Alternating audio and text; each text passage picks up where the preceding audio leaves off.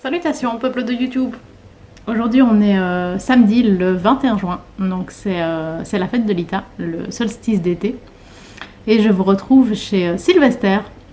Donc c'est un petit chat dont je m'occupe, dont je me suis déjà occupée une fois. Et dont les parents m'ont rappelé pour une nouvelle mission de quelques jours. Donc je m'en occupe du 19 au 25.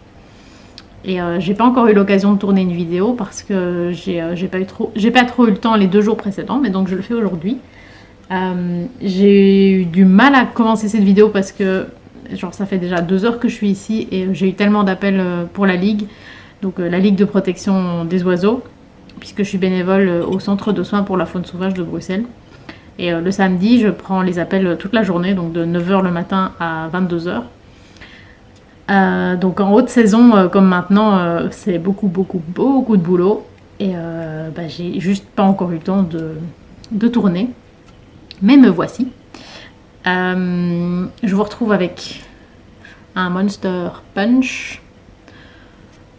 J'adore. J'essaie de pas en boire trop souvent parce que c'est pas très bon pour la santé. Mais de temps en temps, j'aime bien. Je vais vous montrer Sylvester. Coucou petite boule. Ça va Sylvester? Petit amour. C'est un chat petit amour. Ah bah oui. Alors aujourd'hui, on va regarder l'oracle Dis-moi que tu m'aimes de Voglio Bene et Sandy Tattoo 2.0 aux éditions Exergue. Donc c'est une filiale de la maison d'édition Très Daniel. Apparemment c'est un oracle qui se vendait, ou qui se vend, je ne sais pas, 29,90 €. Moi, je pense que je l'ai eu sur Vinted. Il n'était pas neuf. Il était en très bon état, mais il n'était pas neuf. Et je l'ai déjà pas mal utilisé. C'est un oracle que j'ai acheté, je pense, pendant l'hiver. Ouais, début de l'hiver, je pense. Et mon mari m'a fait la réflexion que... Enfin, il avait vu la boîte. J'arrive pas à vous montrer. En fait, il avait vu juste le brillant avec le reflet de la manière dont il était assis. La boîte était sur la table du salon et il disait ça a l'air extraordinaire cette boîte avec toutes les étoiles qui brillent. Il trouvait ça magnifique et puis il disait et puis quand on l'a comme ça devant soi, c'est juste une belle boîte normale quoi. Il était très impressionné par le brillant et puis voilà. C'est un oracle que j'ai pas mal utilisé. À chaque fois, je m'en suis servi, allez, un peu pour ma petite carte du jour, plusieurs jours d'affilée et plusieurs fois. Donc, c'est pas l'oracle que je connais par cœur. Est-ce qu'il y a un seul oracle que je connais par cœur? Je ne pense pas, mais je le connais pas par cœur. J'ai pas tiré toutes les cartes, mais je l'ai pas mal utilisé déjà et je l'aime vraiment bien. C'est vraiment marrant parce qu'en fait c'est un peu l'oracle où je me disais la première fois que je l'ai vu, je me suis dit que c'était vraiment quelque chose qui m'intéressait pas du tout et puis je me suis laissée convaincre par Flan, je pense, si je me souviens bien, et au final je l'emploie énormément, je l'aime vraiment beaucoup et j'ai l'impression que limite c'est les oracles qui me tentaient pas spécialement au début qui me sont le plus utile et le plus parlant et que j'utilise le plus. C'est marrant. Hein. Donc il arrive avec un livre assez petit en taille, enfin qui a la taille de la boîte, mais très épais, qui fait vraiment livre. C'est pas un livret quoi, c'est un livre dans du beau papier, enfin sur du beau papier, c'est du papier glacé, qui sent assez bon. Il n'est pas méga solide parce que c'est juste une reliure à la colle. Si on n'est pas très doux, il se défait un peu. J'ai pas perdu de page, mais la reliure souffre un petit peu. Donc c'est un oracle de 2022. Donc on a un petit sommaire. À l'intérieur, les pages ont un bel aspect bordeaux. Donc c'est un oracle qui est censé être sur le thème de l'amour. Hein. Vu le titre, c'est pas très étonnant. Mais en fait, moi perso, je l'ai jamais utilisé dans des tirages amoureux. Premièrement parce que je tire majoritairement les cartes pour moi-même. En tout cas, ces 6 derniers mois, j'ai vraiment fait que pour moi-même. Parce que je pense que quand on n'est pas très bien, c'est compliqué de tirer les cartes pour les autres. C'est déjà compliqué pour soi-même, alors pour les autres, c'est peut-être pas recommandé quand on va pas bien. Bah pour moi-même, question amoureuse, non. Enfin, je suis mariée, je m'entends très bien avec mon mari, et donc j'ai pas de questions. J'ai pas de questions dans le domaine sentimental. Mais par contre, j'aime bien l'utiliser en carte du jour. J'ai aucun souci à utiliser un oracle d'une manière complètement différente que la manière dont il a été pensé à la base. Donc ici, c'est un oracle amoureux. Bah, j'interprète vraiment les messages en fonction de ma question, quoi. Oui, il y a certains mots-clés qui vont ne pas me parler, mais ça me gêne absolument pas dans mon interprétation. Donc on commence avec une petite introduction sur l'amour en général. Ensuite, on parle de l'amour de... Donc, le chapitre s'appelle « De l'amour pour toi ».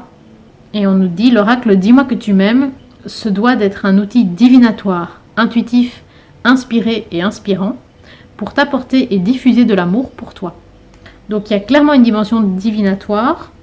Est-ce que je l'emploie en divinatoire? Un peu quand même, oui. C'est vrai. Inspiré et inspirant, je suis tout à fait d'accord. Donc ensuite, on a quelques mots sur la découverte de l'oracle, une introduction, comment utiliser l'oracle Dis-moi que tu m'aimes. J'ai reçu un message. De manière générale, ce petit livre, il va très fort droit au but, il n'y a pas de blabla.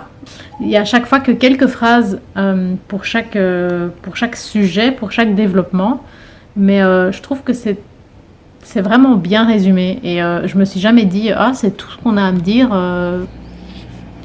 Il remplit son job en fait. Après, j'utilise pas toujours le livret. C'est vraiment quand je tire une carte, je vois un peu ce qui se passe au moment où je la tire.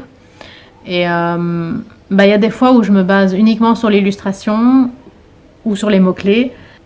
Parfois, je complète avec le livret, mais pas toujours. Alors ensuite, on a quelques tirages. Donc un tirage en 3 cartes qui s'appelle « Le tirage de mes vraies priorités ». Ensuite, tirage SOS en une seule carte, le conseil urgent de l'instant ou la méditation active. Un tirage complémentaire général pour mettre en supplément d'autres oracles ou tarots, en recouvrement de cartes dans un tirage général. C'est vrai que c'est bien de... C'est pas très courant qu'un auteur propose de lui-même que son jeu soit un complément d'un autre jeu ou d'un tarot. Enfin, ça montre une grande humilité de l'auteur. Moi, c'est pas quelque chose que je fais facilement. J'aime pas trop faire des combos associés de jeux. Même, déjà d'un point de vue esthétique, ça me plaît pas toujours, même quand c'est dessiné par la même personne. Mais ouais, ça me plaît pas trop de mélanger les jeux. J'aime bien quand je m'occupe, enfin quand j'utilise un jeu, je suis sur le jeu, tout simplement. Ensuite, on a le tirage des prénoms en 2 cartes, avec tout un système de calcul en fonction de l'année, du nombre de lettres dans le prénom. Je l'ai jamais fait. En fait, j'ai jamais vraiment lu le bouquin. C'est vraiment, je m'en sers de temps en temps pour m'aider pour les cartes, mais je l'ai pas lu de A à Z. Et ensuite, on passe aux significations des cartes. Donc, on a 44 cartes en tout. À chaque fois, vous avez une représentation de la carte en pleine page en couleur, le numéro, les 3 mots-clés qui sont mentionnés sur la carte et une petite phrase. Je ne sais plus si la phrase est sur la carte ou pas. Je pense que oui. Donc non, la phrase n'est pas reprise sur la carte. Il y a des inscriptions sur la carte, des choses à lire, mais pas la phrase qui est reprise dans le livret. Et ensuite, après cette phrase, on a un petit texte qui développe le concept de la carte, qui termine en général par une sorte de conseil, quelque chose qu'on peut faire de manière active. Et alors, une petite info en plus dans le cas où on est soit célibataire, soit dans une situation triangulaire compliquée. Voilà, donc c'est pareil pour toutes les cartes. Certains textes sont plus longs que d'autres, hein. C'est pas la même chose exactement pour chaque. En général, c'est quand même assez court. Ensuite, on a un petit texte à propos de l'auteur, l'illustratrice, une petite citation, les remerciements de l'auteur, les remerciements de l'illustratrice, et c'est tout. Donc le bouquin fait 223 pages, 224. Le jeu arrive dans un petit pochon en... Oh, ça rend pas du tout de la même manière. Pour moi, il est vraiment rouge, sans pointe d'orange, et à la caméra, il m'a l'air beaucoup plus orange, mais il est rouge. Donc en espèce de velours ras, qui est clairement du synthétique à l'intérieur, avec un petit ruban en satin pour le resserrer. Les cartes rentrent bien dedans sans s'abîmer, et même une fois dans le pochon, on peut encore les ranger dans la boîte et mettre le bouquin par-dessus, ça pose pas du tout de problème. Mon jeu n'est plus dans l'ordre évidemment, puisque comme je vous ai dit, je l'ai déjà pas mal utilisé. C'est des grandes cartes. Moi je ne sais pas du tout les prendre comme ceci, donc je les prends dans l'autre sens. Ceci c'est le dos, donc qui n'est pas réversible, mais après c'est pas flagrant non plus. Voilà, ça fait ça endroit envers. Ce sont des cartes brillantes, comme vous voyez. Le dos est plus brillant que le... C'est pas flagrant à la caméra, mais en vrai c'est quand même fort visible que le dos a un côté beaucoup plus... je vais pas dire luisant, mais plus brillant que l'avant qui est quand même peut-être un peu plus légèrement satiné. On a des incrustations dorées, toutes les étoiles au dos, et de face on a toute cette bordure magnifique en doré. On a aussi les tranches qui sont dorées, qui sont déjà quand même pas mal abîmées sur mon jeu, parce qu'il était pas neuf quand je l'ai eu et que je l'ai déjà bien utilisé. D'un point de vue qualité, les cartes... quand on est un peu méchante, elle plie quand même. Hein. Moi, quand les cartes semblent un peu pliées, je fais le shuffle dans un sens et puis dans l'autre, tout simplement. Mais ça m'a jamais marqué. Par contre, je sais pas si c'est moi qui ai été un peu trop brute avec mes cartes, ou bien si elles sont pas d'une qualité ouf. Mais par exemple, ici, on a une petite égratignure. Toutes les cartes ne sont pas égratignées, mais oui, quand même. Ici aussi sur le côté, c'est un jeu qui a vécu quoi. Moi quelque part c'est con, mais ça me plaît un peu parce que je trouve que c'est un peu triste quand on a des jeux qui sortent qui sortent comme s'ils étaient neufs de leur boîte. Je trouve ça chouette aussi qu'un jeu vive avec nous. Donc voilà, j'essaye d'être délicate avec mes jeux, mais voilà, s'il s'abîme, il s'abîme, mais je l'ai pour l'employer, quoi. Donc, je trouve ça cool aussi quand on voit qu'il a vécu. On va regarder les cartes. Alors, numéro 7, amant, béguin, admirateur ou admiratrice. Donc, c'est des cartes qui ont un look très ancien, très ancienne peinture. Je suis pas sûre que ce sont des peintures qui existent. Je m'y connais absolument pas en peinture, je suis un peu une bille dans le domaine. Peut-être que c'est inspiré de peintures qui existent, et dans tous les cas, tous les personnages ont été tatoués. C'est le principe de Sandy Tattoo, puisqu'elle est tatoueuse, elle s'amuse avec ça. Je suis en train de regarder un peu toutes les cartes vite fait. On sent une influence de tableaux qui existent, mais moi je ne vois pas de tableau que je connais vraiment tel quel. Après, je connais rien en peinture, donc si ça se trouve, c'est méga connu et moi je connais juste pas. Mais voilà, je ne vois pas de tableau que je connais. Après, on a clairement une ambiance de ancienne peinture. C'est vraiment le ressenti que ça donne, avec le twist que tous les personnages sont tatoués et bien tatoué. C'est pas un tout petit tatouage, il y en a un peu partout, quoi. Par exemple, ici, le personnage, on voit qu'il y a plein de choses à observer, parce qu'en arrière-plan, on a une autre peinture ici. Je sais pas très bien ce qui tient ici, si c'est une sorte de pendule ou d'instrument de mesure ou je sais pas trop. On voit qu'il a du vernis marron. J'aime bien aussi. Et alors évidemment, il y a plein de choses. Il y a plein de choses à lire et à voir sur ces tatouages. En fonction du tirage, bah, peut-être que ça vous inspirera ou non. Alors 38, intrus ex ombre. Là, je la trouve super belle cette carte et elle me fait penser à ma petite cousine Alice.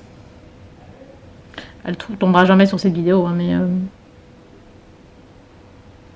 trouve ça très très joli. Numéro 3, trahison, secret, déception. Toutes les cartes ne sont pas positives, hein. Il y a une dimension sombre. La 28, découverte, dévoilement, mise à nu. Vous voyez, on a par exemple, il y a des flèches qui l'ont transpercé à plusieurs endroits. Il y a toujours des décors assez fournis. Voilà, moi c'est vraiment un oracle que j'emploie, je vous dis de manière fort intuitive. Et selon les cas, je n'utilise pas toujours la même technique. 25, gratitude, grâce divine, récolte. Et il y a beaucoup de cartes sur lesquelles on a le nom du jeu qui apparaît quelque part comme s'il était gravé ou enfin, ça sort rarement de manière incongrue de l'illustration. Je crois pas que c'est sur toutes les cartes. Là par exemple je regarde la suivante, la 41 et je le vois pas, donc je pense pas que c'est sur toutes les cartes, mais il y en a beaucoup où c'est le cas.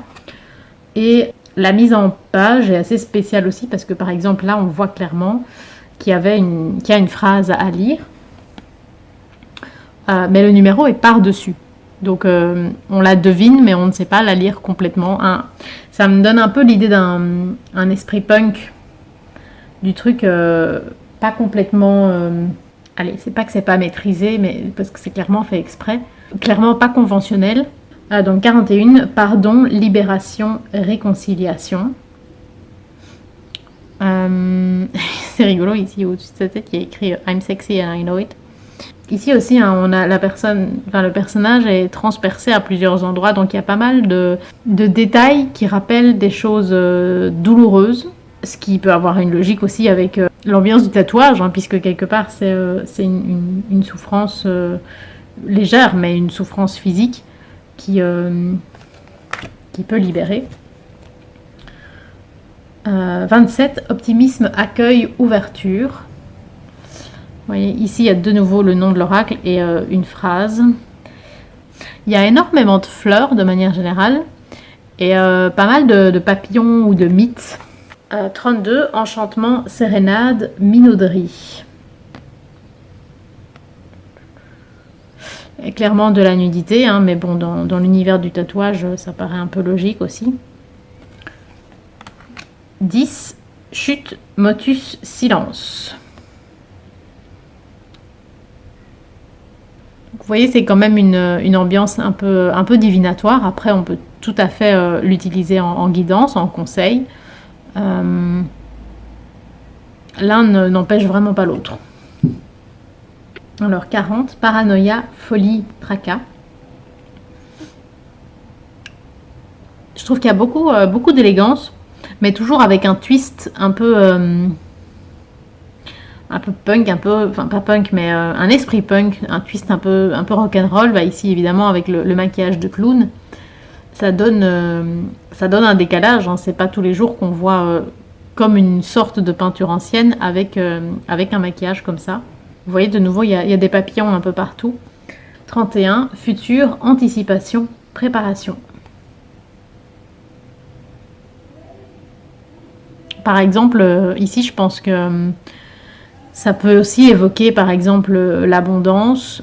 Après l'anticipation, on peut se dire que c'est le fait de faire des réserves aussi avec potentiellement la peur de manquer, si on l'attire en position difficile, ce genre de truc. Alors, 30, sourire, joie, bonheur. Celle-là, je l'ai déjà tirée plusieurs fois. L'une des fois, j'avais fait volontairement un tirage un peu divinatoire, ce que je fais pas souvent. Mais là, j'avais vraiment fait en divination et je trouvais que ça avait bien collé. Et une autre fois, je l'ai fait en conseil et ça, enfin, ça collait mais tellement à ce qui s'est passé. Et enfin, c'était vraiment troublant cette fois-là. La notion de joie et le fait d'avoir tiré la carte. Enfin, j'y ai repensé dans la journée et je me suis dit, ah, mais enfin, c'était vraiment un message de l'univers, quoi. C'était frappant. Et je la trouve très très belle, l'illustration. Elle est très élégante, cette petite madame. Je trouve ça beau, ça n'a rien à voir, hein, mais les tatouages blancs sur une peau noire, c'est très joli. 14, aide, soutien, ancrage. Avec un petit monsieur qui a l'air à la fois très fort et très viril et en même temps très très sensible. C'est beau comme mélange d'énergie, c'est touchant. Et je crois qu'il y a vraiment des papillons sur toutes les cartes en fait. Je m'en étais pas aperçue en tirant une carte comme ça, juste une carte par jour. Ah non, peut-être sur la première, enfin la 7, là on n'avait pas de papillons. Mais je crois que toutes les autres, il y en a. Oui, il y en a vraiment partout. Alors est-ce que l'auteur et l'illustratrice sont particulièrement passionnés par les papillons? Je ne sais pas. Après, une tatoueuse doit probablement faire pas mal de papillons. Oui, il y en a partout. Il y a une seule carte où il n'y a pas eu de papillon. 12, espoir, futur... Pourquoi je dis ça avec un accent belge? Enfin, j'ai toujours un accent belge. Espoir, futur, projet.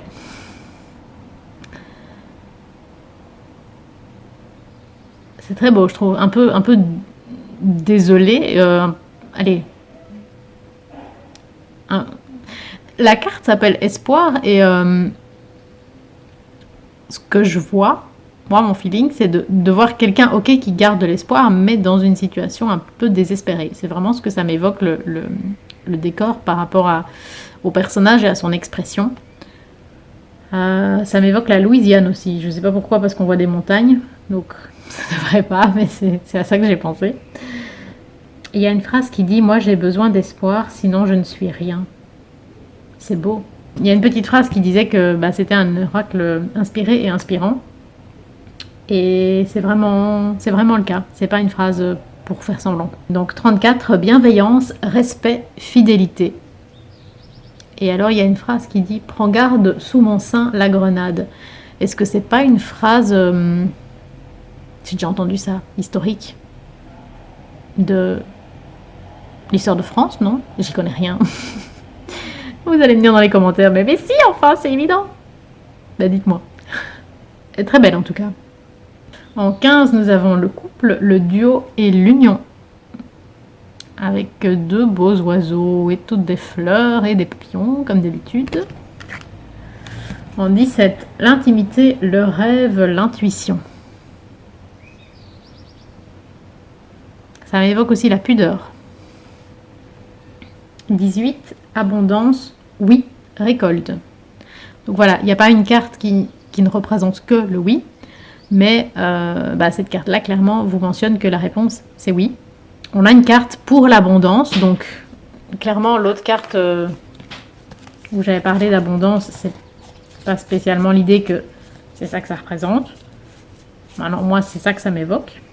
La 31, c'était ça. Donc il y a deux cartes différentes. Alors en 6, le courage, la témérité, l'audace. Très improbable cette carte. En 11, la sagesse, la tempérance et le calme. C'est la carte qui irait pour Sansa Stark dans Game of Thrones. 36, mariage, accord, officialisation. Avec le cœur qui est en feu. Et des papillons. 44, nettoyage, karma, guérison. Vous voyez le thème de l'amour, oui ok, il est présent entre guillemets partout. Le thème des émotions, mais on peut clairement utiliser cet oracle pour plein d'autres plein d'autres questions. Enfin, en tout cas, moi, ça me choque absolument pas. Moi, j'ai pas spécialement un oracle que je vais utiliser que pour ce type de questions. J'emploie un peu au feeling. 37, entrevue, rendez-vous, rencontre. Tout va bien, petit cœur. Je dois appeler mes parents après. Donc oui, là on pense clairement rendez-vous galant, mais bon, pas nécessairement. Le charme, ouais, le fait de charmer quelqu'un dans une nouvelle relation. C'est vraiment à ça que ça me fait penser. 5, patience, assurance, charisme. Le personnage qui est représenté me fait penser à un mélange de plusieurs personnes que je connais, c'est très perturbant. Tout autour, on a des cactus, enfin des figuiers de barbarie. Je trouve que ça va très bien avec le personnage qui a l'air à la fois très doux, mais aussi de savoir exactement ce qu'elle veut, de ne pas se laisser faire. Je vous dis, c'est vraiment un jeu inspirant. 16, liberté, autonomie, mobilité. Là, je trouve que les mots-clés sont un peu surprenants par rapport à l'illustration. J'aurais pas su deviner que c'était ça les mots-clés. 24, isolement, solitude, peine. Très jolie carte, très triste. Très belle couleur. Avec aussi les coquelicots. J'aime beaucoup. 29, lâcher prise, respiration, accalmie. On a vraiment une ambiance goth aussi dans les vêtements. Ici, l'espèce de bracelet en dentelle. On a à la fois des choses, des accessoires qui font goth, et en même temps les personnages qui ont l'air d'être issus de tableaux classiques, donc qui ont l'air tellement sages. C'est un mélange rigolo. 4, féminité, beauté naturelle. Avec un mélange de... J'ai envie de dire, pas un mélange, mais une fausse timidité. C'est ça que ça m'évoque. 33, santé, spécialiste, finance. Il me fait penser à guitariste d'un groupe pour lequel on a tourné un clip. Et un peu un de mes amis, Hugues, aussi. Hugues, pas de Saint-Cide, un ami à moi. Je pense pas qu'il regarde mes vidéos. Par contre, Hugues, si tu regardes mes vidéos, dis-moi. 2, sacrifice, abandon, dévotion. 13, alimentation, comportement, équilibre.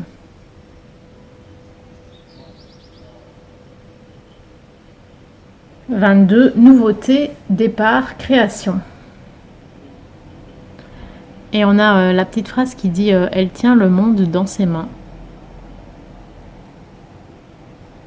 Je trouve ça extrêmement inspirant et ça me fait penser à l'idée que beaucoup de femmes sont très humbles, ont l'impression de faire aller des petites choses, pas des choses qui vont changer la vie, changer le monde. Et en fait, c'est souvent ces personnes-là qui font les choses les plus importantes.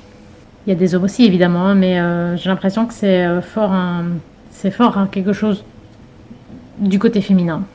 9, la passion, le désir, la sexualité. Et la phrase, c'est... Je crois que je me suis fait piquer par un truc. Ça me chatouille. La phrase dit c'est trop aimer quand on en meurt. Moi, ça me rappelle, ça m'évoque aussi le chagrin et le fait de ne pas se remettre d'un deuil. Je dois pas trop traîner parce qu'il me reste 13 minutes de place sur mon GSM. 43, cadeau, don, surprise.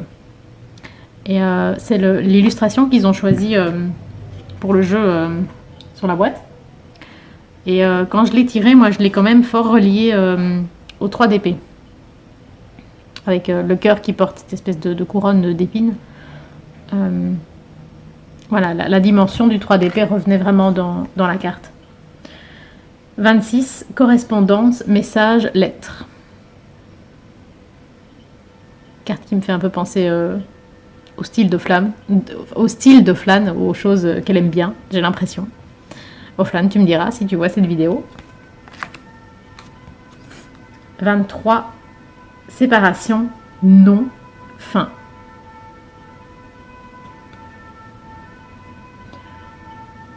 La notion que la mort fait partie de la vie. Si on est vivant, c'est qu'on va mourir un jour. Vraiment la notion aussi de l'arcane 13 du tarot et le fait que quelque part il faut mourir parce que si on vivait éternellement, ce serait juste impossible. Il y a un super épisode de la série, je crois que c'est dans Torchwood, pas dans Doctor Who, mais sur le fait que, je crois que l'idée c'est qu'à un moment, je sais plus dans quelle saison, si j'arrive à le retrouver, peut-être que mon mari saura me dire ça. Si j'arrive à le retrouver, je vous mets là quelle saison c'est au moins, pour si ça vous intéresse. Mais c'est vraiment c'est une idée géniale et c'était super bien traité dans la série. J'ai trouvé ça très intéressant. 20, fête, amis, famille. Et ce que je trouve magnifique sur cette illustration, c'est que il n'y a que des animaux. Et notamment, ici... je sais pas si c'est des petits pigeons, mais ça m'y fait penser. Et ici, ça me fait penser à mon faisan, Kai. C'est pas des faisans, mais le plumage ressemble à mille-poil. Donc, ça me touche. Il me reste 10 minutes. Foi. On retrouve aussi, je trouve, la notion d'espoir, évidemment, avec la foi. Il y avait une autre carte sur l'espoir, je trouve qu'elles se rejoignent un petit peu. 35, justice, loi, protection. Pour moi, on est entre la justice et la force dans le tarot. 39, effort, fatigue, lassitude. Et c'est joli parce que l'effet comme sur la peau du personnage, c'est comme si la peinture était craquelée. Ça va bien avec la notion de lassitude. 42, séduction, tentation, flirt. Deux petits anges. Ah non, c'est un ange et une femme. 21, écoute, analyse, méditation. 19, générosité, compassion, beauté. Si je trouve que l'illustration est un peu surprenante de nouveau avec les mots-clés. Et on termine avec le 8, nostalgie, mentalisation, émotion. C'est la dernière carte que j'ai tirée. Je ne sais pas si je vais avoir le temps, mais je vais essayer de vous tirer une petite carte et de vous lire, ce que dit le livret. Les cartes se brassent bien, c'est vraiment pas compliqué de les mélanger. Pour le shuffle, moi ce que je fais, comme les cartes sont trop grandes, je ne peux pas les prendre à la verticale. Donc ce que je fais pour le shuffle, c'est que je le fais sur le côté, donc sur un angle. Et alors là, ça va tout seul et ça n'abîme pas les cartes. Par contre, si on veut les déployer devant soi en éventail, là c'est pas top. J'ai l'impression qu'elle se déploie pas très bien, donc il faut peut-être plus voir s'il y a une carte qui saute ou bien couper et prendre la carte qui vient, quoi. Et on a donc la carte numéro 4, la féminité, la beauté, le naturel, mais qui est arrivée en position inversée. Le féminin, si tu es une femme, mais aussi la beauté naturelle, si tu es un homme. Ça, c'est la petite phrase. Et je vous lis le petit message. Donc, le message de cette carte est un rappel à l'ordre de tes priorités naturelles, à l'authenticité de l'être que tu es, qui ne doit pas céder à trop de superficialité. Avoir du style et du caractère, oui, mais devenir un personnage au grand désespoir de la personne que tu es vraiment, celle qui chérit ton âme, non. Accepte-toi physiquement, mentalement et psychologiquement tel que tu es vraiment. Les faux self, les fausses versions de toi-même, trompent la marchandise, ce qui inévitablement créera à un moment donné des problèmes d'authenticité, de valeur, de respect et de communication avec les autres, surtout avec ton partenaire de cœur, qui sera incapable de deviner ce que tu désires et attends réellement. Parle au nom de ton cœur et non au nom de tes principes. C'est très étrange comme phrase, la dernière phrase, parle au nom de ton cœur et non au nom de tes principes. C'est pas du tout intuitif pour moi. Je suis pas sûre que j'aime bien cette idée. À réfléchir. Alors, le petit plus pour les célibataires ou les situations triangulaires, regarde-toi avec encore plus d'amour et bonifie cette image intérieure de toi-même avant de compter sur un tiers pour le faire. Je trouve que le petit plus est fort différent, sort toujours un peu du message global. Donc, même si on n'est pas célibataire ou en situation compliquée, je trouve que c'est intéressant à voir aussi. Voilà, je trouve que par rapport au texte qu'on a lu, l'image est relativement surprenante. En tout cas, elle ne m'évoque pas du tout la même chose que ce dont parle la carte. Donc moi, c'est vraiment selon la situation, soit je vais faire un peu au feeling avec ce que je vois sur la carte, ce que ça m'évoque par rapport à mon histoire personnelle et ma question. Et si besoin, je vais lire le livret, mais c'est vraiment pas à chaque fois. Voilà, c'est pas un livret que je prends pour vérité absolue. Ben, vous allez me dire jamais dans le cadre d'un tirage. Mais c'est un oracle que j'emploie de manière plus intuitive que d'autres. C'est vrai que souvent les oracles, je suis pas mal le livret et celui-ci pas tellement.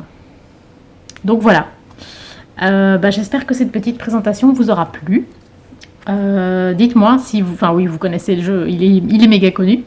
N'hésitez pas à me dire si vous l'employez d'une autre manière, ou comme moi justement. Dites-moi si je vous ai donné envie de l'acquérir ou de le ressortir si vous l'avez. J'espère que vous allez bien. Et Sylvester et moi, on vous souhaite longue vie et prospérité.